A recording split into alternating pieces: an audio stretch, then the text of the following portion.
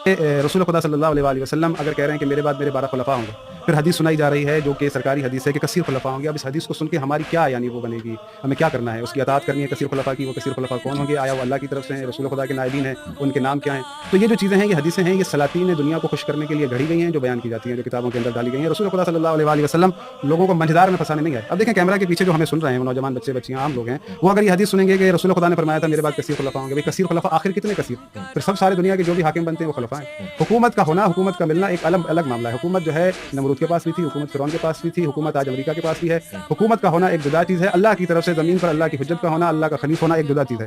अल्लाह रब्बुल आलमीन ने इंसानों को खल्क किया है आज़माइश की खातिर, और ये उसने कहा है कि आसिबन नास अन युतरकू यक़ूलू आमन्ना वहुम ला यफ्तनून। ये गुमान करते हैं कि फ़कत इन्होंने कह दिया कि हम ईमान लाए और इनको रिहा कर दिया जाएगा, छोड़ दिया जाएगा, इनसे ज़रूर आज़माइश की जाएगी। फिर अल्लाह ने कहा कि फला यअलमन्ना अल्लाहु अल्लज़ीना सदक़ू व ला यअलमन्ना अल-काज़िबीन।